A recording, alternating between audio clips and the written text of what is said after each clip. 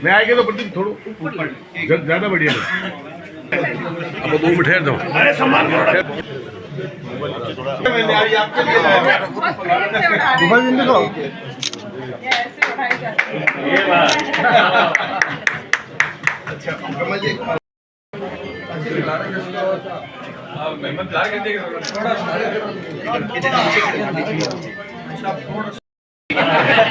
इतना अच्छा गाते हैं सर, इतने प्रेम से गाते हैं। क्योंकि भजन गाना जो है हाँ, इसमें ये संगीत, इसमें ये लगता है कि भाव को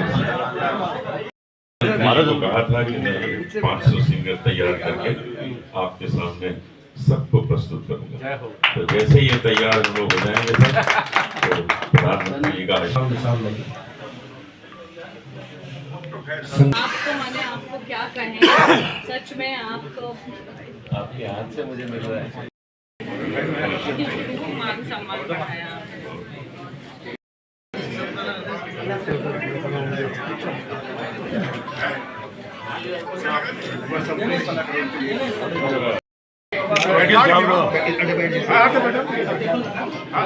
तो खत्म हो जाएगा।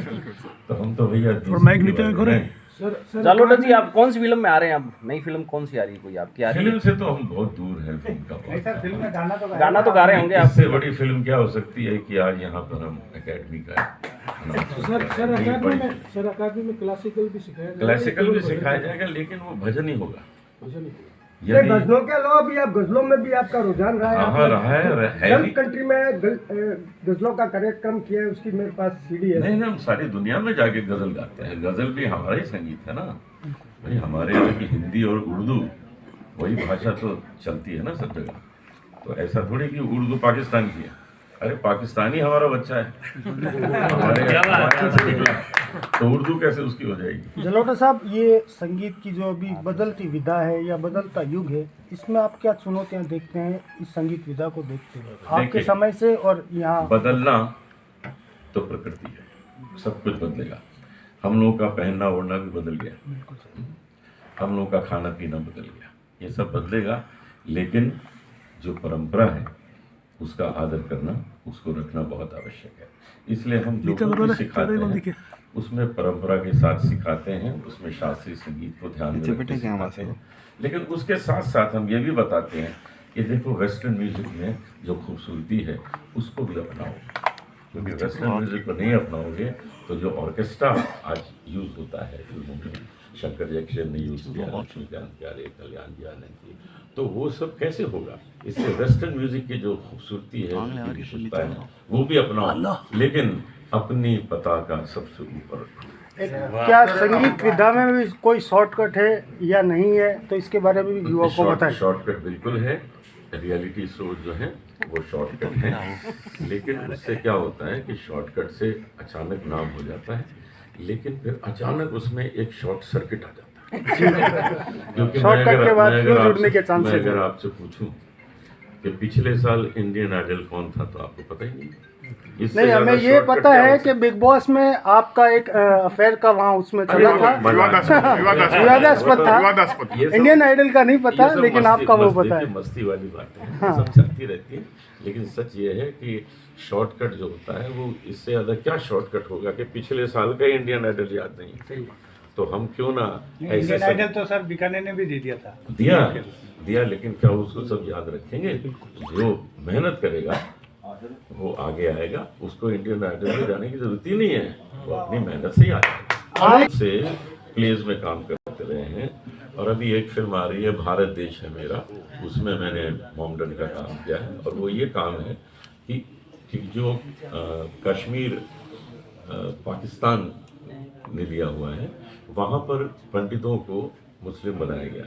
तो जो मैं मौलवी बना हूँ, मेरा नाम है पंडित फखरुद्दीन अहमद। मैं पंडित था और उसमें कन्वर्ट करके फखरुद्दीन अहमद बना दिया। तो मैं कहता हूँ पंडित तो मैं छोड़ूंगा, उसको बना कर। अनूप जी, मेरी तो कोई इच्छा नहीं है। नहीं, आपने पीएम से मुलाकात की है, तो ऐसे कयास लग सकते हैं। तो हम पिछले 38 साल से मिल रहे हैं। मोदी जी से हमारी मुलाकात पिछले 38 साल से। इस बार क्या कहा सर? जब वो केवल प्रभारी थे आपके क्षेत्र से ही वो तो एक सम्मान होता है, वो कोई पॉलिटिकल काम थोड़ी है। तो कलाकारों को सम्मान दिया जाता है। इसमें सचिन तेंदुलकर को भी बनाया गया, बिल्कुल, उसमें बहुत सारे लता जी को बनाया गया, उसमें शबाना आजमी को बनाया गया। वो चीज़ अलग है। उसका मतलब ये नहीं कि पॉलिटिशियन हो गए, उसका मतलब ये होता है कि आपको एक सम्मान दिया, जैसे पद्मश्री दिया जाता है वैसे ही राज्यसभा में अनूप जी चलाएंगे।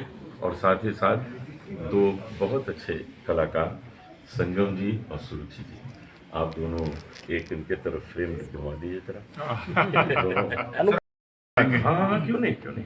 उसके लिए मैं जानकारी हमारे प्लान प्रदीप जी प्लान की में है, प्लान में ये प्लान में है कि सहायता बीकानेर दूंगा, से करेंगे। रिलेटेड अपने सर एक छोटे से भजन के साथ आप साथ अपनी प्रेस अच्छा। वार्ता को हाँ संबोधित गुजारिश ये है कि अयोध्या बदली, सब जानते हैं काशी कितनी भव्य बन गई, अयोध्या स्वर्ग जैसी बन रही है। लेकिन यहाँ काम समाप्त थोड़ी हो गया। अब देखिए आगे की प्लानिंग बताता हूँ।